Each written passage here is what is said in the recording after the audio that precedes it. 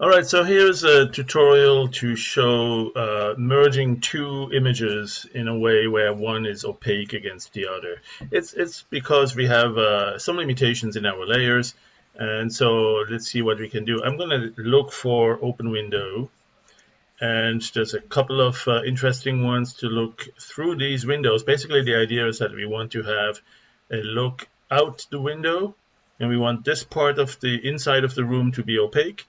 And then, of course, the window opening needs to be transparent so that we can then actually fill in some other picture in there.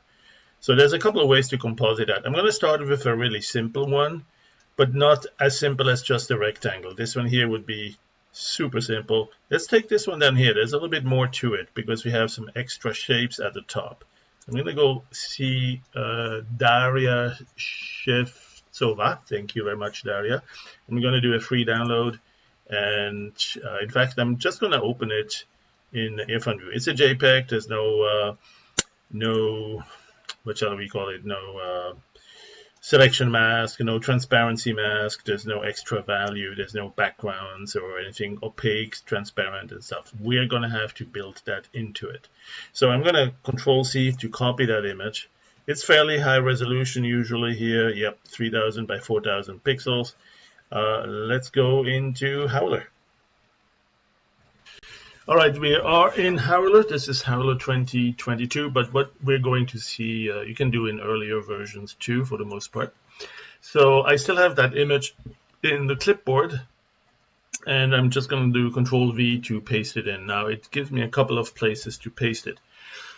I'm going to do one, I would like to store it. So when I store it, it adds it to the stored stack here. Actually, I can close the sidebar. I don't need that at the moment, but I still have the stored images, and that's a good place to see them. I can still also Control V if I first click here to get the keyboard focus again. And I can do, this time, replace the existing image. Okay, so the image is in here. And I'm going to need to make the light blue parts where the sky is showing. I'm going to need to flag these as transparent. Right, now we don't do that in a layer transparency sense. We could put it in a layer, but there is no transparency mask in the layer itself. There is a global selection mask, and we can use that to make certain parts transparent. And in this case, I'll take that rectangular area. Now, it's not a perfect rectangle, most likely. We could check here with the rectangle tool, the rectangle selection mask. It's actually pretty darn close. You know, this might be close enough for my poor vision. It's something like this. So it's a little bit off here on the right side. So, and that's where you might need to perhaps add a little bit of extra correcting let's say shift click and then right click to add a rectangle that actually removes from the selection. Let's do that again here, right? I mean, I can show it here inside. If I do the shift, if I hold the shift key and do this with the right button, it removes from the selection. If I do it with the left button, it adds to the selection. So I'm going to do that here to remove from the selection and just gradually work down here. It's not perfect, but it's a start. And of course, there's some parts of the window we might miss, or some parts of the sky we might miss. If you wanted that to be perfect, there's another couple of ways to do that. You can do a selection from the curve tool, right? So you could use the curve tool and pick a couple of points, let's say starting here, and then go over about here, and then go around here, and basically draw your curve for what you want to select or deselect, right? And then close it. So you have now an area, and you could say here something about going to the alpha channel, right? And then you say add it or subtract it. Subtract should remove it. Bingo. Right, so now it's a curve as opposed to a straight line, so you gotta do that correctly. But you get the idea. You can use a couple of different tools to gradually remove or add. There's even a paint on alpha, and there's the rectangle tool I mentioned. But there's also, let's erase all this, or rather let's just store it and then redo from scratch. So I'm gonna store this selection, just in case I want to get back to it, but I'm going to try a different way too. Let's go select, deselect, so everything is deselected. And this time I'm just going to select by color. Now, there's a couple of other pixels out here that are very bright too, so I cannot just go by how bright they are. They need to have a little bit of blue tint to it. And one thing I might do sometimes is temporarily drastically increase the saturation so that the colors are stronger, and I can make better selections based on those. So what you can see here is, let's go to adjust hue saturation value, and get the saturation way higher. Maybe even make it a little bit more bluish if there's a way to do that. One thing you could do is add some blue, multiply some blue. There's a couple of there, adjust color. I don't know, maybe add some blue, and then you can see that blue really shines through here much stronger. And then maybe do something like that. I think that's the multiply mode, yeah. So now we should be able to select the blue parts quite easily. It's not always as easy, and it's not always, it may not even be perfect here, but let's do the selection by color key. And you select the color, but you do want to give it not just the RGB difference, but really more the hue. So the hue difference, because you got some blue here, and reduce the tolerance, so only if it's almost the same. Yeah, you know, this one here is not, because there's still quite a bit of reflection on it here too, and it's showing some of that selection here too. So I'm not sure exactly what the best solution is here. Hue saturation value, maybe that one. Maybe that one's pretty neat. And then just increase this a little bit. Yeah, you don't want to go too far, otherwise the whole image gets selected. And then the thing is, sometimes you work with 2 or 3 selections. Right, so one thing that you could do also here is to use the magic wand. Let's use the magic wand like this here, and give it a little bit of tolerance, and see what happens if you click here. All right, let's click here. Let's click here. We stay inside the window pretty well.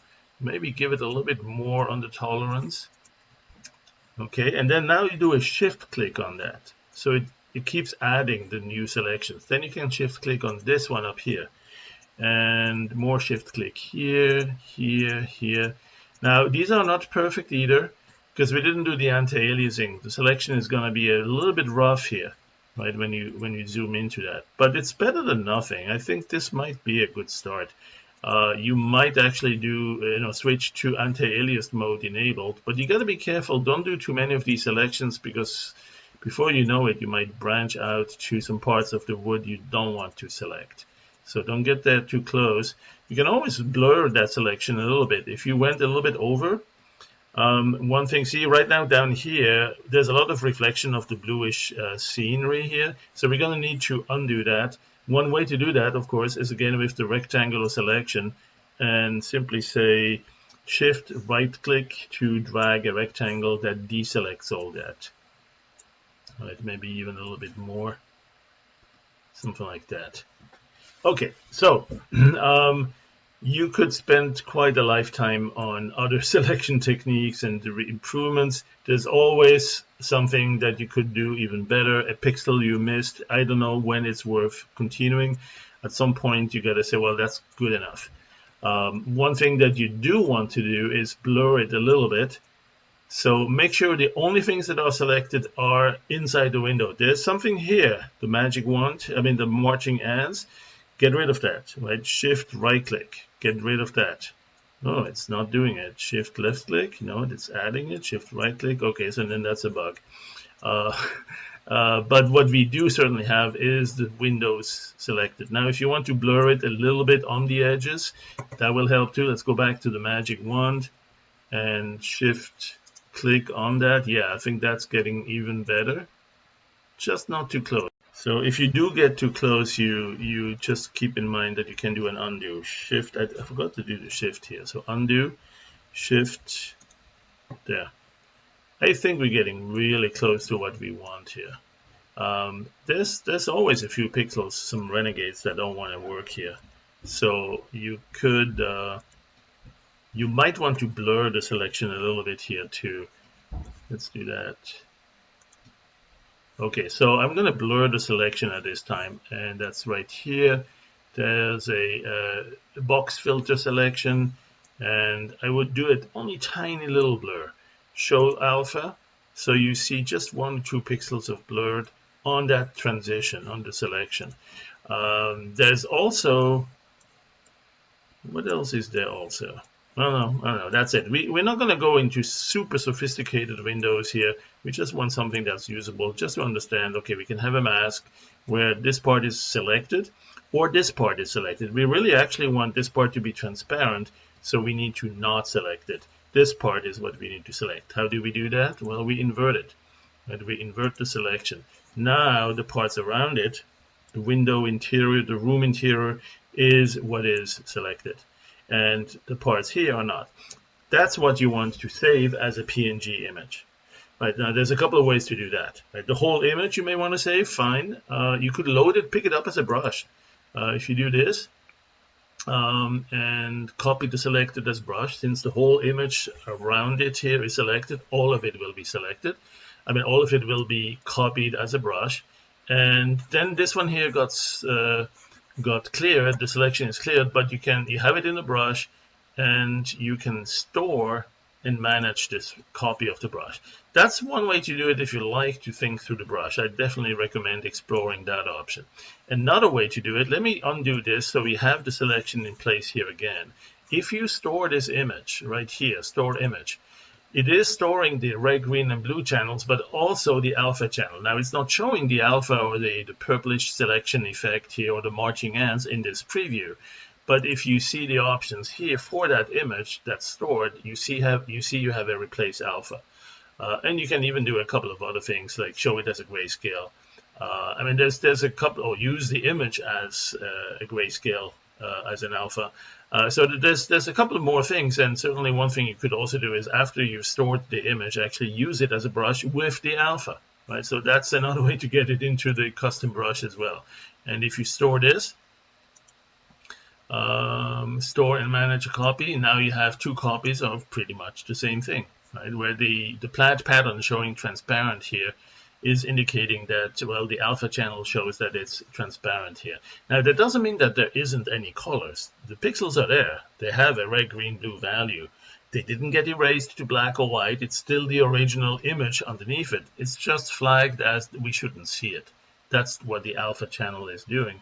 It's something that will be saved with the PNG image. So there's an array, a rectangular array of pixels, and some pixels have an alpha value of, yes, you are selected, show your color. And then there are others in here in the windows that says, no, you're not selected, do not show me your color. Even though there is a color in those pixels, that's something to be understood. It's not like there isn't anything there. It's really up to the application where you're going to use this image to decide what to do with that alpha channel information. Right? Just because you have a value that says you're opaque or you're transparent on a pixel by pixel basis doesn't necessarily mean that every application does something with that information, or let alone does the same thing. Right? So it's very possible that you may need to invert the alpha if you take it somewhere else, and it thinks that that's the opaque part, the visible part. You may have it, they may have it in an opposite way. They may interpret it in a different way. It's just the 8-bit numerical value. And there's usually a consensus that what you select should be opaque, and what you don't select should be transparent. But not everybody has the same opinion about that. Anyway, so that's one thing. Now we have the next. Oh yeah, we want to save that. So you'll simply go to, if this is your current brush, right? And if it isn't, you just click this preview again. You have this current brush. You can go to the brush menu and save it. Right, there's a save. And then so at that point, you simply select the format you want. Make sure it's one of the formats like PNG that includes the alpha channel. Right. Now there's another way to save it, and that's here from the file menu. Right. Now that I believe will also save. If you save here, that will also save the alpha channel. So there's a couple of different ways to actually get that image with the red, green, blue channel and its alpha selection mask.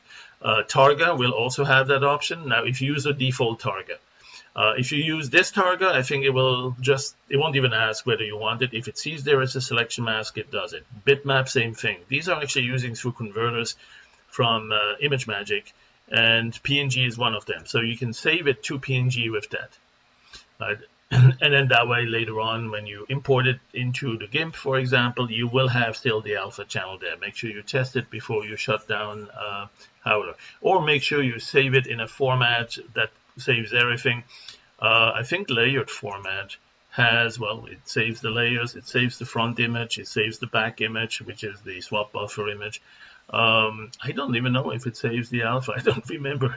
I don't do this every day. But you can certainly save it in a bunch of formats. Don't save it as JPEG unless you're okay with losing the alpha channel. But saving it as JPEG will only save the red, green, blue, plus it's lossy in its compression. So that's to be avoided as long as you're still working with it. So these are the options. There are some other options, especially if you have an animation and you need to save it as an image sequence. You'll see some options under the animation menu to save the sequence, and there are some options there too. That some of the formats can include an alpha channel if there is indeed an alpha channel. Usually the animation is only a red, green, blue set of frames, but there is actually an option to have a parallel stored selection mask that animates with it and have that exported along with it. So we can do this, and now we need to work on the other part, which is what image are we going to show here. Right, so at that point, the image you're going to show might already exist, or you might want to just show maybe something. So let's go, first of all, let's invert the selection, right, so that we can actually paint something in here. And maybe this is already a great scenery. We just want to add something like a sunset or a sunrise. So maybe here under the gradients, we could go to lens flares, and just as a quick example, add a bright sun here, and that's it. Or maybe you need to first darken it a little bit. It's very bright, so maybe we want to make it, adjust the value here, make it a little bit darker.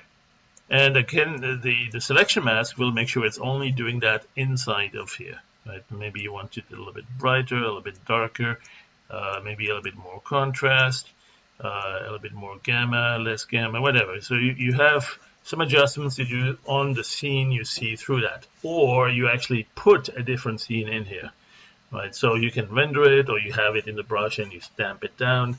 That's the next step, is how do you actually get something in there. But you still have also that super bright lens flare you can put in here, and you could even have it on the outside of the window. Right?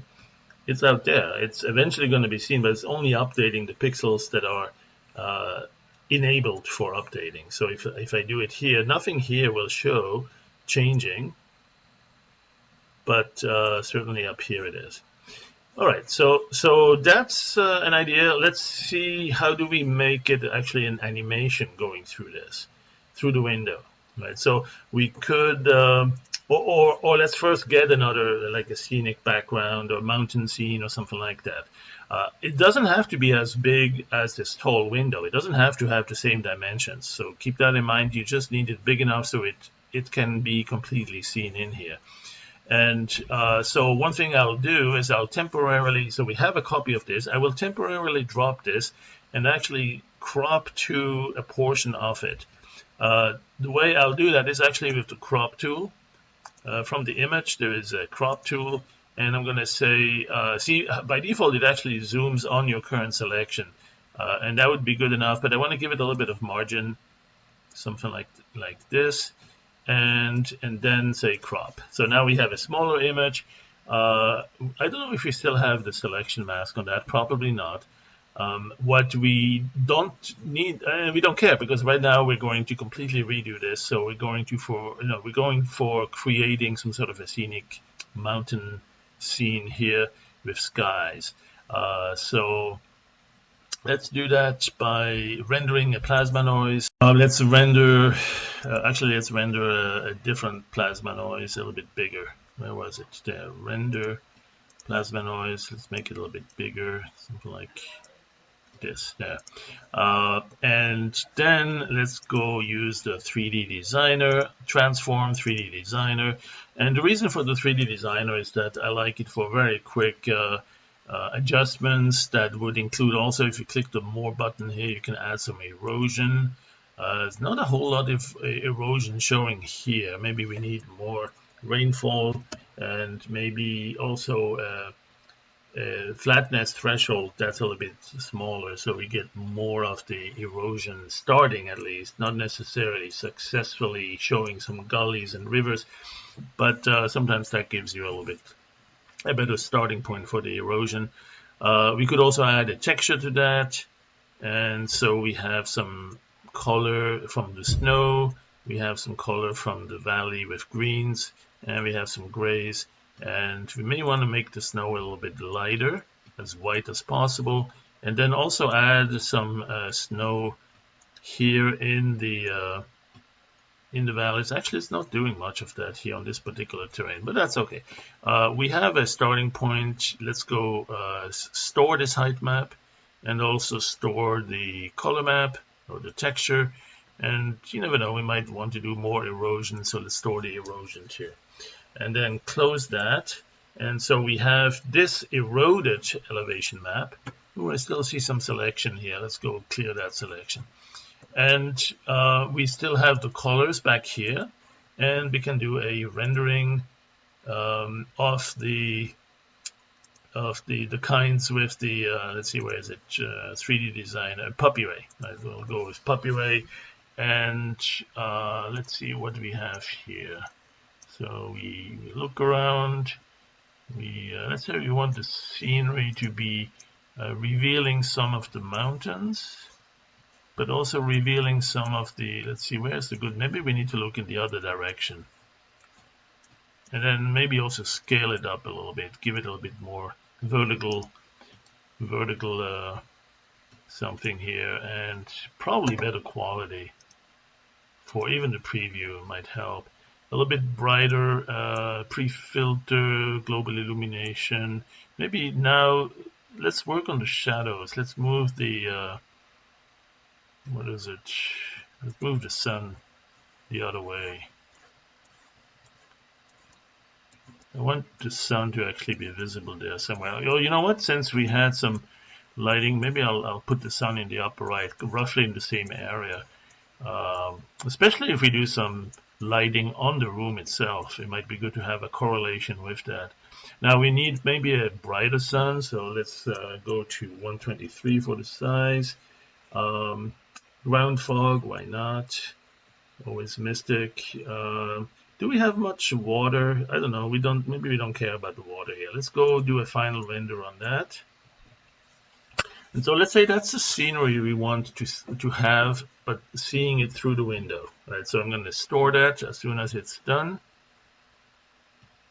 There you go, and store that. So now, how do I make it so that this picture is showing through this picture, but only where it's supposed to be seen through the glass? Well, first of all, we need this one to be reloaded. It's not the same size as the stored one that we have here.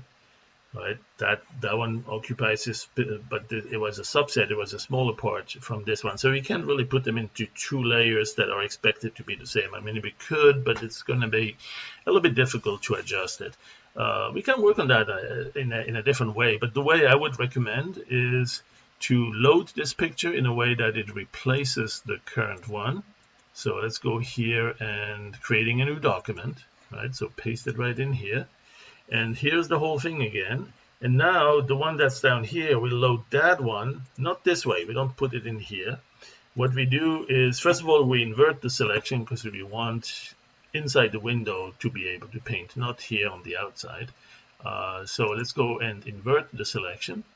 And we might actually store the selection too. You never know, it might be useful and handy. So let's do a store selection. We have another copy here. You see that selection mask? That makes sense, right? So now we simply need this landscape picture. That could be your cityscape, that could be your landscape, it could be something else, it could be something animated too. We will make an animated version later.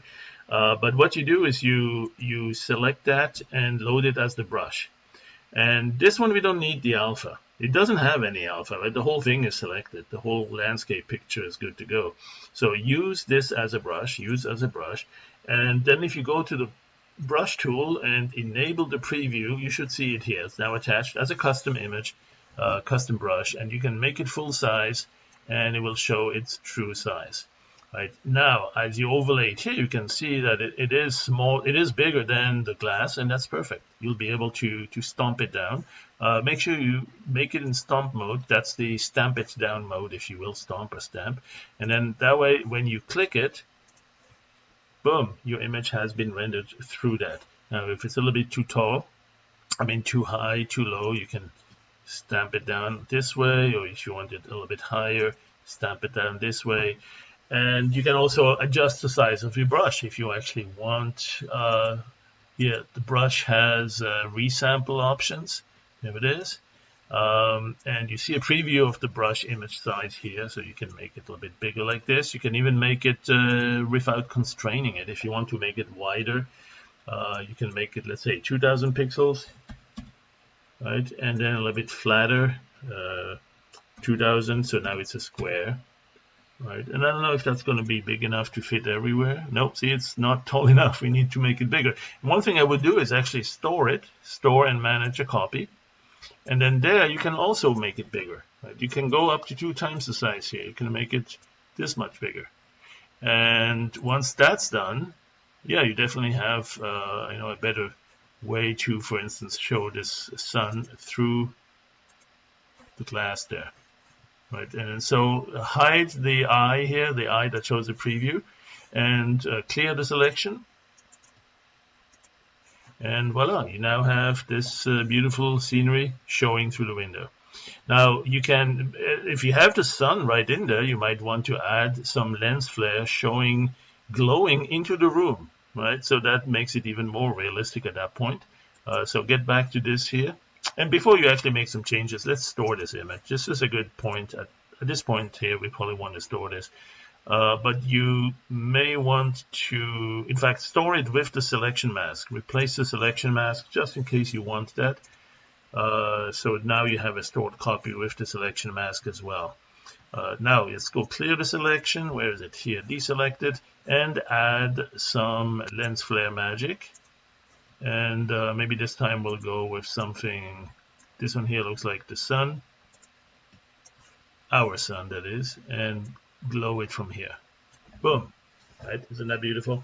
All right, so that's a different approach, right? It's not using layers to try to position one relative to the other. You could possibly still do that too. There's another technique with layers. You need to eventually, once you have it in the right position, it's still going to be transparent against each other, though. It's going to combine in multiply mode. And so what you need to do is, once you have it in the layer where you want it, you can then pick it up as a custom brush and then stamp it down at exactly the same position. And one way to do that is to actually have it at the same size as the main image. So you make it simply the repeatable, titleable pattern with the fill tool. You actually don't use a stamp to the brush to stamp it down. You just load it into the brush. You pick it up as the custom brush image. And then the tool you actually use is down here under image, fill and texture replacement. So the fill tool or keyboard shortcut Q can be used to stamp it down. I'm not sure if that will work with the alpha channel. That's something to experiment and try. This certainly works, and hopefully you can get to the results you're looking for with this alone. All right, let's see. There's another step we want to do, and that will be, the next step is to actually animate. Let's say there's some snowstorm going on in the background here, right? So we want to actually have an animated version of this. So I'm going to store this one here and then recap. Let's restore one, this one here, right? So this is the one we're going to work with to add a snowstorm, or maybe a sunrise, or all of the above, right? So I'm going to do replace this document. And let me make it a little bit smaller. It's going to go faster. And let's see, what are the dimensions? Since I cropped it manually, it might even be odd numbers. Image info. Yeah, see, I don't like these odd numbers. So I don't like odd numbers in the image dimensions, especially when you go into video. Many of the codecs don't work with odd numbers. They may need to even be more than even numbers, not just multiple of 2, but sometimes multiple of 8 or 16, or very specific dimensions and limited to just 2 or 3 sizes. That's old, but it still happens. You still have codecs, compression video codecs that are somewhat restrictive with that. So certainly whenever you do the manual cropping tool like I did earlier, I would always recommend to first check the image info and then simply resample it, right? Let's say we want to resample it to something, what's that, 1500? I'm going to make it 1280, a number we all recognize. Let's make sure we initially lock it to keep it in the same aspect ratio. So 1280. And then here we have 2100. And so here's where we unlock it and maybe go to, I don't know, 2100 exactly. There, something like that. Boom. So now we have, and I can't tell the difference at that stage. So let's store that, and we're going to create an animation. So the animation is going to be something like this. And we have 30 frames. I don't know, it's 230. So if we do 300 frames, it'll be 10 seconds long at 30 frames per second. And it will not fit. This is a large image still, so it will not fit into the 2 GB limit. I'm going to go with 123. That's a lazy quick 1, 2, 3. And so that should work. 1 GB roughly, 945 megabytes needed for this as an animation. And so we have a whole bunch of frames and we need to let it snow on that. All right, so let's go do that. So let's go get a filter that's going to be maybe make it a little bit foggy first on the ground. Fog filter there. All right, so we have a bit more of a misty looking effect here.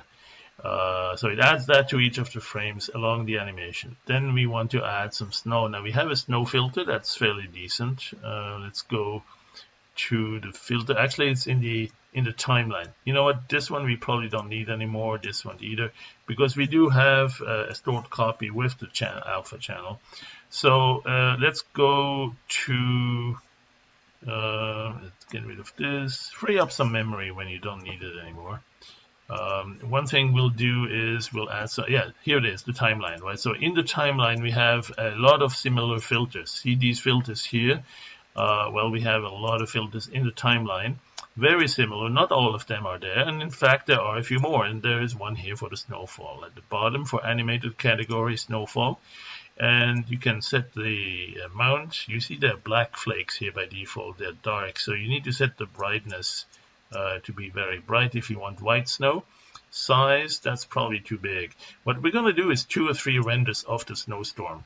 We're going to have some far away that will be going with a low velocity, going down speed that is, but wind speed to the side, blowing from the left. So the wind is blowing from the right, going to the left, and very little velocity. Otherwise it's going to drop down really quickly. So it's going to go almost horizontal. They're going to be small size and a little bit of turbulence, and lots of them. The brightness is pretty high. Actually, not fully brightness. We'll keep the full brightness for the ones that are much closer to us, almost like higher saturation on the brightness, if that makes sense. And then we have the snowfall. So here we do a lot of it, and let's apply that. We have one undo level. Let's keep that enabled just in case. And then once we have that, let's preview it. And you'll see, oh, it's very tiny snowflakes, but there's a bunch. Yeah, you see them here in front of the sun. I hope the screen capture can see that. So we'll do the same again. Let's do maybe a little bit more brightness, maybe a little bit bigger, and velocity still going in, even less, but a little bit more on the wind speed. All the way to the left, highest you can go, and apply that again. And so you can add to that snowstorm. You can do that several times. And every time you do it, you'll see more snowflakes here the moment it's done, and it does an update, a refresh. So let's do a play now of that. And we can see there's quite a bit. Now, we want to give it a little bit of depth. So we use the small snowflakes in high quantities for stuff that's supposed to be far away. And we might want to do even more at even lesser brightness and smaller size. You could really flood this with a lot of snow and 0 speed, so it's just going horizontally practically. So if you do this like 3, 4, maybe 10 times, you'll get a blizzard back there, right? But then you want to have some in the foreground that are brighter and bigger and more turbulent and also moving faster to give you that impression that they are actually closer. So right now we have this. And what we'll need to do next is to have fewer of those, significantly less, and then also make them bigger and maybe a little bit more saturated and more turbulent and a little bit more on the downside and a little bit less on the wind speed. Or not. I mean, that's where you could actually have started with less on the sideways movement for the far away ones and then even more for the ones that are close. I mean, that's where you can just experiment with what you want to do there. Let's apply it once. It should go faster since there are fewer of them rendered now. Play it. And I can't tell for sure, but yeah, there are a few bigger ones, just not many. So maybe what I'll do is I'll say, let's give them really way bigger and a little bit more turbulence and a little bit more wind speed, but fewer of them. Okay, and apply that. Okay, now we can see there's a couple of big ones here, but we should really make them go faster. So velocity and especially wind speed back to the max. Turbulence, I think I should have started this differently. I should have started with wind speed not at the full max on the left side. So, but turbulence, maybe size, and really bring it down to only a few and render that. So now we probably have a fairly decent scenario with a couple of snowflakes that seem like they're very close, and then a lot of them in the back that are very small and far away. All right, so essentially I wanted to show some ways to make something that can animate, and now the question is, how do we render that? Well, first of all, let's store that. Now, it's not just storing the image we need here, it's storing the whole animation. So from the animation menu, store the animation. Don't put that in memory. You're going to run out of memory soon enough. So let's put that on disk. And by the way, if you ever wondered what this one is here, store sequence, that's more like a restore. You create a stored copy from a sequence that's on disk. So this is you loading a bunch of JPEG images into a stored copy or something like that. I haven't used it a whole lot, but it's also an option there. All right, so here is a stored copy of the animation on disk. And what we can do is combine that with the window. The window is currently a static image, right? So I'm going to free this current animation. I have the stored copy here. I'm going to free the current animation, and then I'm going to load the window. Now, for these to be easily combinable, I really want to make them the same size. So what I could do is simply have this image here squeezed into the same dimensions that I have here. Right, so there's an option for that. Let's make sure it's the one that actually has the alpha channel. I think it is, and if not, I can certainly recreate something suitable or similar. What I'm going to do is load this and see if it works by scale to fit. Right, so it goes like that, and let's see if we actually have the alpha with that. You know what? I don't know if it does that actually. Selection on. Yeah, no, it doesn't. So that's one way we would need the selection mask separately, and silly me, I deleted it. So I am going to need to recreate that. Do I have a quick way to do that? If I use this one, this was the very original. You know what? Let me use this one. No, let me use this one and simply do something silly. I'm going to go here and say scale to fit. No, I'm gonna first replace this document, right? So here we have the original size, and then we need to set it to scale it to the size that we have for this. Now I didn't take notes, so let me see what are the dimensions on this one. What was it? 2100 by 1280, I think, right? Something like that. Okay, so image, rescale, image info, there it is. Yeah, 1280 by 2100. So if I go to this one here and I restore it, creating a new document, we lose the animation. Now I want the whole thing to be rescaled to 1280 by 720, and so I can do that. Let me first store this. Well, I already have it, silly me. Resample it. Let's see if that resamples the alpha with it. Resample 1280. See, it's not the same aspect ratio. What was it, 2100?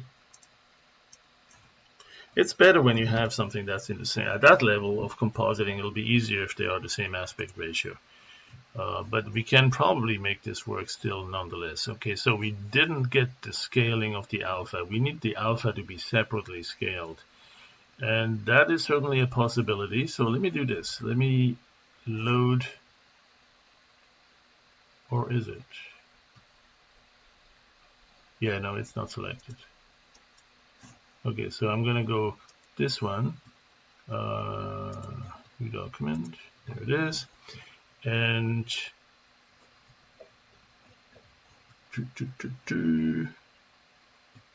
so including the alpha.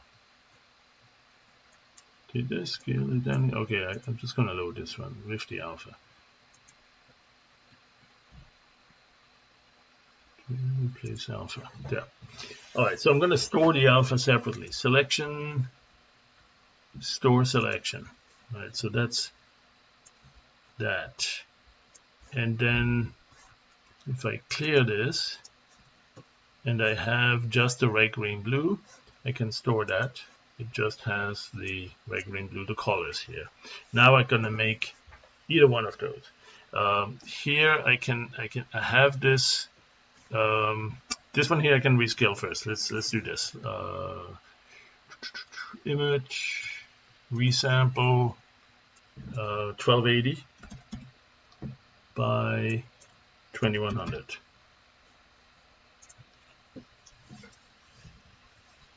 All right, so the colors are stored. I'm going to put that right there. There. And now we need to do the same thing with this one. Right. So this one as a grayscale image, we can. Let's go back to the original dimensions. There it is. Nope, there it is. If we create new documents, there you go.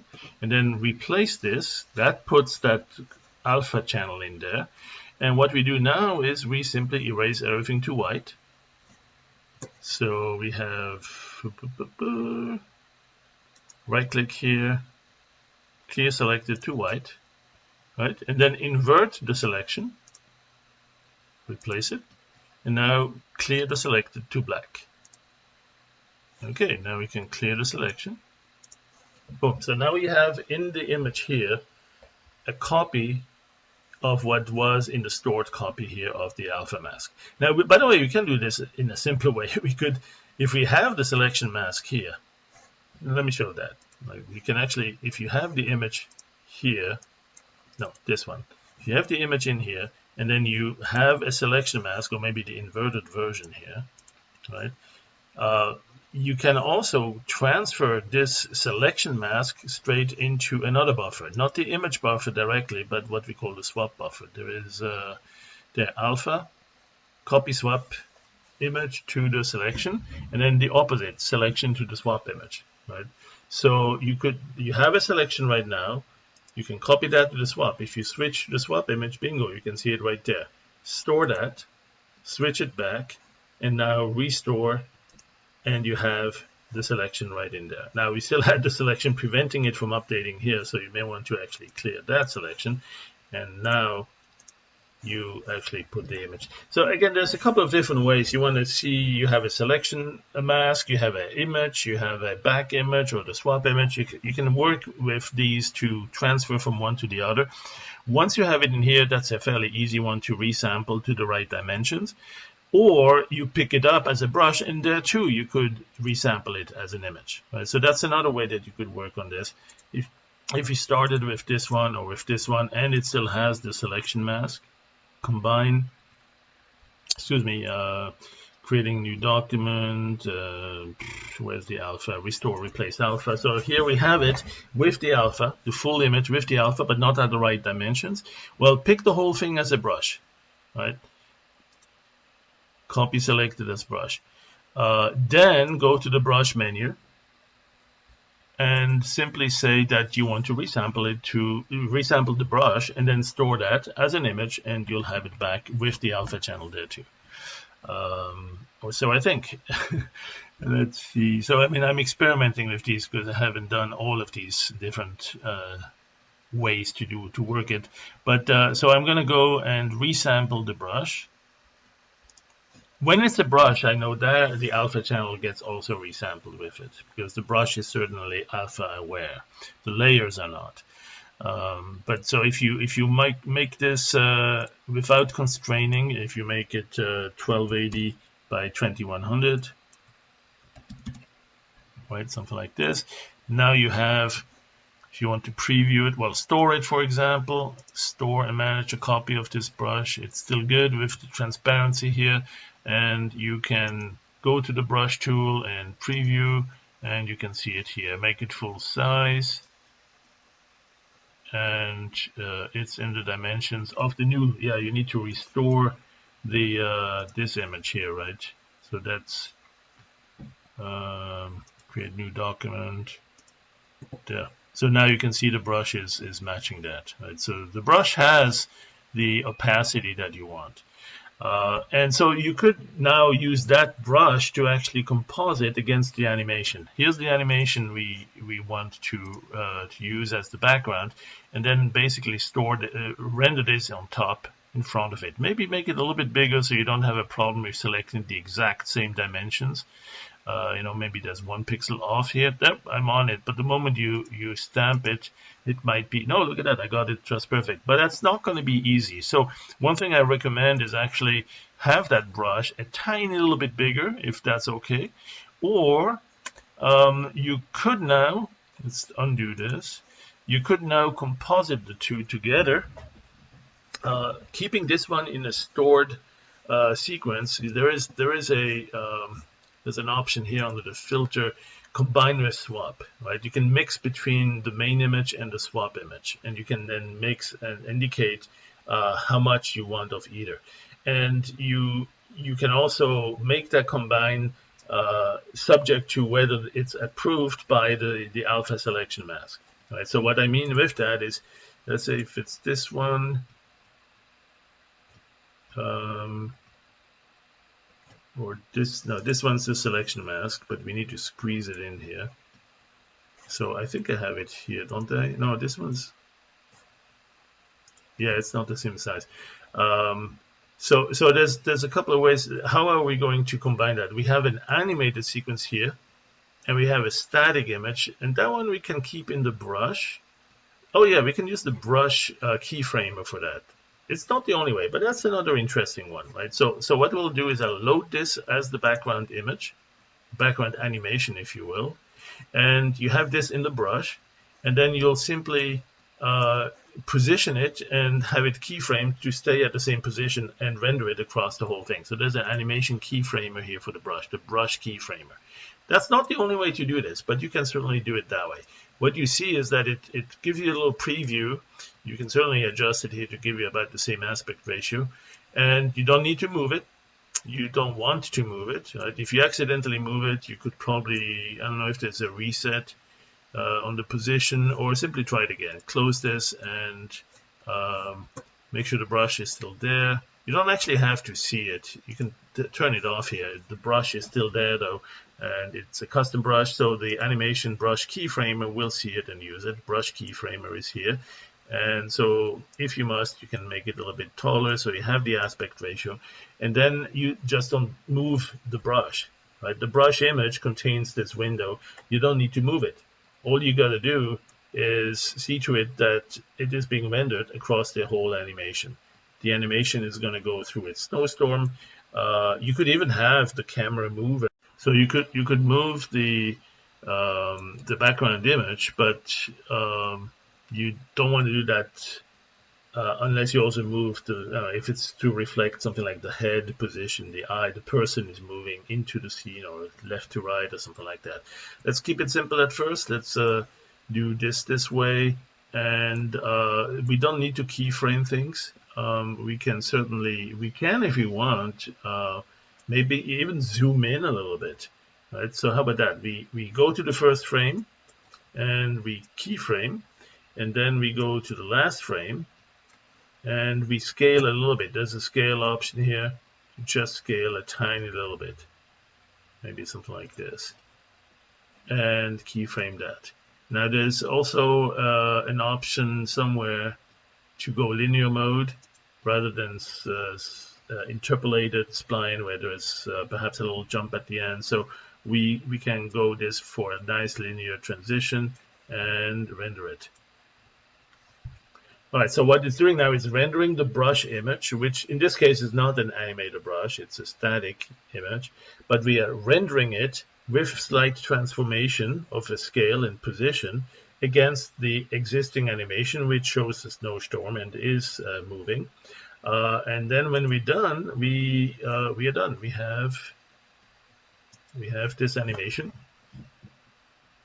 And I think that's pretty darn nice. We can get to that point so quickly.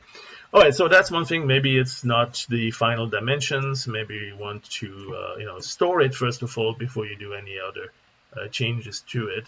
So store to disk. And let's see, what else could we possibly want to do?